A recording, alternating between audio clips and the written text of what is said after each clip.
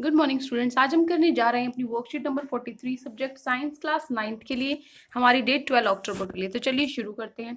हम पढ़ रहे थे अपना chapter force and laws of motion. तो आज हमें उस चैप्टर की क्या करनी है, रिवीजन करने की। पूरे चैप्टर में हमने पढ़ा क्या, तो देखिए हमने पढ़ा बहुत सारी चीजें फोर्स ऑफ मोशन के बारे में। फोर्स क्या होता है, द पुश एंड पुल, किसी भी चीज को धक्का देना या उसको अपनी तरफ खींचना, वो क्या है, फोर्स होता है। ठीक है, तो फोर्स की जो फोर्स है उसके लिए में क्या होता है, जो बैलेंस फोर्स है उस वो क्या होता है, उसका जो रिजल्ट आता है वो जीरो आता है, क्योंकि दोनों तरफ से अगर आप बराबर जोर लगाओगे और अपोजिट डायरेक्शन में, तो वो क्या हो जाएगा, उसका नेट जो फोर्स होता है, टोटल फोर्स क्या हो जाता है, जीरो हो जाता है। तो जो अनबैलेंस्ड फोर्स है, अनबैलेंस्ड फोर्स क्या होता है, जो रिजल्टेंट फोर्स है वो ग्रेटर देन जीरो, जीरो से ज्यादा होता है। जिस तरफ ज्यादा होगा उसकी तरफ वो क्या कर लेगा, वो विन कर जाएगा, है ना, मतलब वो जीत जाएगा। जैसे ही आप खींच रहे हो अपने दोस्त को और आपका दोस्त आपको खींच रहा है, अगर आप दोनों जोर लगाओगे, बराबर जोर लगाते हो, तो आप एक दूसरे में से कोई किसी को नहीं खींच पाएगा। लेकिन एक आप या फिर आपके दोस्त में से कोई ज्यादा जोर लगाता है, तो वो उसको आपको अपनी तरफ खींच लेगा, है ना। तो वो क्या होता है, अनबैलेंस फोर्स, जो टोटल जो नेट है वो जीरो नहीं होता। उसके बाद है यूनिट फोर्स की। यूनिट की हमने पढ़ा, फोर्स की क्या यूनिट होती है, kilogram metre per second square, जिसको हम क्या बोलते हैं, न्यूटन भी बोलते हैं। वन न्यूटन क्या होता है, एक न्यूटन किसके बराबर होता है, one unit of force is defined as the amount that produces an acceleration of 1 metre per second square in an object of 1 kilogram mass. इसका मतलब क्या हुआ कि यूनिट क्या है फोर्स की, कि जब आपको 1 किलोग्राम मास को, 1 किलोग्राम भार को आपको एक्सेलरेट करने के लिए, उसमें एक्सेलरेशन प्रोड्यूस करने के लिए, कितने एक्सेलरेशन प्रोड्यूस करने के लिए, 1 मीटर पर सेकंड स्क्वायर की एक्सेलरेशन प्रोड्यूस करने के लिए जितना आपको फोर्स, जितना अमाउंट आपको करना पड़ रहा है, एक्सेलरेशन आपको प्रोड्यूस करनी पड़ रही है एक ऑब्जेक्ट को क्या करने के लिए, acceleration of 1 metre per second square in object of कितने किलोग्राम मास में, 1 किलोग्राम ऑफ मास। ठीक है, तो फोर्स क्या है, जो अमाउंट आपको, जितनी की आपको जरूरत है क्या करने के लिए, 1 मीटर पर सेकंड स्क्वायर की एक्सेलरेशन प्रोड्यूस करने के लिए 1 किलोग्राम मास के लिए। उसके बाद हमने देखा था force and laws of motion. Force and laws of motion में हमने देखा कि न्यूटन्स के लॉज ऑफ मोशन कितने, 3 लॉ ऑफ मोशन है, फर्स्ट सेकंड और थर्ड। ठीक है, जो फर्स्ट है वो क्या था, कोई भी ऑब्जेक्ट रेस्ट में रहता है या फिर मोशन में ही रहता है जब तक उस पर बाहरी कोई फोर्स ना लगे। ठीक है, दूसरा क्या था, दूसरा था कि जो मोमेंटम है, rate of change of momentum है, वो किसके प्रोपोर्शनल है, अनबैलेंस्ड फोर्स के प्रोपोर्शनल है।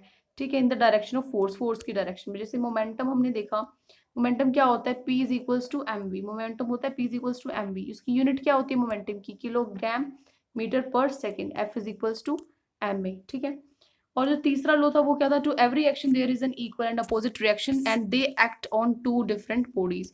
हर एक जो आपकी फोर्स है उस पर उतना ही बराबर का फोर्स दूसरी तरफ से लगता है, लेकिन क्या होता है, डायरेक्शन अलग हो जाती है। ठीक है, ये था तीसरा लो।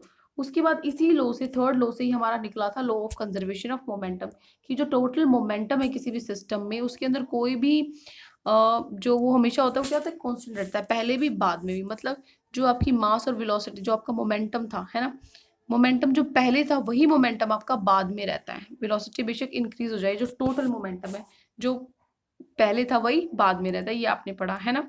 अब देखिए आपके लिए क्वेश्चन आंसर्स है। फर्स्ट क्वेश्चन है, define 1 Newton force. 1 Newton force आपको डिफाइन करना है, तो लिखोगे आप, ये रहा आपका answer number 1, 1 Newton of force, this is your answer number first, 1 Newton, यहाँ से यहाँ तक आंसर नंबर 1। ठीक है, 1 न्यूटन फोर्स क्या है, 1 unit of force defined as the amount that produces an acceleration of 1 metre per second square in an object of 1 kilogram mass। ठीक है, ये हो गया आपका आंसर नंबर 1। उसके बाद है question number 2, what is SI unit of momentum and force. Momentum और फोर्स की एसआई यूनिट बतानी है।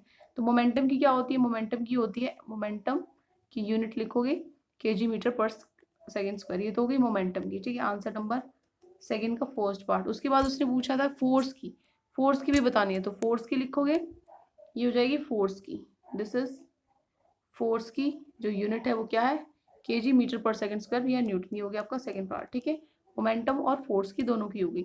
तीसरा है straight 3 laws of motion. 3 laws of motion आपको बताने हैं, तो क्या होते हैं 3 लॉज ऑफ मोशन, ये जो तीनों लॉज हैं 1 2 3, है ना, ये तीन जो बॉक्सेस हैं 1, ये हो गया आपका 2 और ये हो गया आपका 3, ये है 3 लॉ ऑफ मोशन। तो ये तीनों आपको लिखने हैं किसमें, अपने आंसर नंबर 3 में। ठीक है, ये हो गया आपका, यहाँ से लिख लोगे threes of law of motion क्या है, first second third. Third question हो गया। फोर्थ क्वेश्चन है write two applications of second law of motion. जो सेकंड लॉ ऑफ मोशन है उसकी कोई भी दो एप्लीकेशंस आपको लिखनी है। तो ये रही आपकी एप्लीकेशंस। किसी भी स्पोर्ट में कोई लॉन्ग जंप कर रहे हो, हाई जंप कर रहे हो, एथलेटिक कर रहे हो, रनिंग कर रहे हो, तब आपका सेकंड लॉ वर्क करता है। जो कराटे प्लेयर है वो बहुत सारे स्टोन्स को रखे हुए को तोड़ देता है एक सिंगल ब्लो में, ठीक है, वो भी क्या है, आपका सेकंड लॉ ऑफ मोशन का एग्जाम्पल है। ठीक है, ये चार मैंने आपके लिए लिखे, इसमें से कोई आपको दो लिखने हैं। ठीक है, तो ये हो गया आपका आंसर नंबर 4। आंसर नंबर 4 ये चार लिखे। अगर आप चाहते हो चारों की चारों लिखना तो चारों भी लिख सकते हो कि बाय चांस आपके एग्जाम में 3 मार्क्स का आ जाए, या फिर आप 3 लर्न करते हो आपको 2 ही याद रहे, तो एटलीस्ट 2 इसने पूछे हैं तो आपको 3 तो मिनिमम याद करने ही चाहिए। ठीक है, ये हो गया आपका आंसर नंबर 4। फोर्थ क्वेश्चन इसके बाद है डिफाइन इनर्शिया। इनर्शिया क्या होता है, देखो यहाँ पर ये रह गया थोड़ा सा। जो फर्स्ट लॉ ऑफ मोशन है उसी के अंदर हमने पढ़ा था इनर्शिया के बारे में। ठीक है, तो इनर्शिया क्या है, tendency to resist the change. कोई भी चेंज वो होना नहीं देना चाहता। रेजिस्ट मतलब उसको रोकना। अगर वो चल रहा है तो चलते ही रहेगा जब तक कोई बाहर का फोर्स उसको रोकता नहीं है, और अगर वो रेस्ट पे तो वो रेस्ट पे ही रहेगा। इसी को हम क्या बोलते हैं, इनर्शिया बोलते हैं। ठीक है, मास क्या होता है, मेजरमेंट ऑफ इनर्शिया, जिससे हम इनर्शिया को मापते हैं। ठीक है, तो आंसर नंबर 5 में आप लिखोगे, ये लिखोगे आप आंसर नंबर 5 में, इनर्शिया क्या है, tendency to resist the change. ठीक है, आंसर नंबर 5। तो ये 5 क्वेश्चंस आज आपकी वर्कशीट में गिवन थे। आई होप आपको अच्छे से पांचों क्वेश्चन समझ में आ गए हैं और पूरा चैप्टर भी अच्छे से समझ में आ गया है। फिर भी आपको कोई भी डाउट है तो आप कमेंट्स में हमसे पूछ सकते हैं, और अगर आपको हमारी वीडियोस अच्छी लगे तो हमारे चैनल को सब्सक्राइब भी कर सकते हैं। आज के लिए इतना ही। Thank you and have a great day.